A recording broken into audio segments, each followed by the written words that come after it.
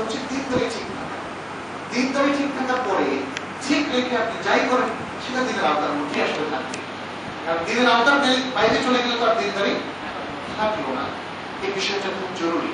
এই বিষয়টা আমি সবাইকে নসিহত করছি, আমি নিজেকে সহ, যে আমরা যেন দুনিয়ার ধান্দায় আমরা যেন আমাদের পরিবারকে ধ্বংস না করি। আপনি কিন্তু আমরা এখন সরাসরি লক্ষ্য করছি আমাদের পরিবারগুলোর উপর প্রচন্ড আঘাত এসেছে। আমাদের পরিবারগুলো আজকে ভেঙে যাওয়ার পথে। আমি গত সপ্তাহে পত্রিকায় দেখেছি আমাকে ভয়ঙ্কর ভাবে হয়ে গেছে বাংলাদেশে।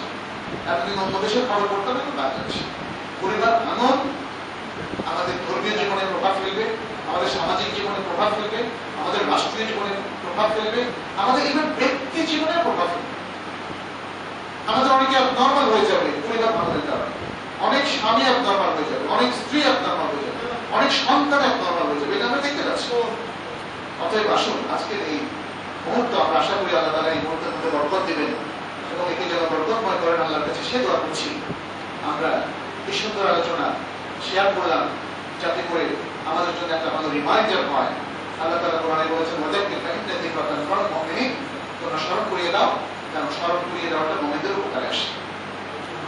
আমি এক কথা বলি, আমার কথা শেষ করবো এবং মূল পর্বে আমরা যাবো। মূল বিবাহের পর্বের আগে আমি জাস্ট আপনাকে, আপনি হচ্ছেন মেয়ের লোক, আপনি একটু সামনে আসেন, এখানে চলে আসেন।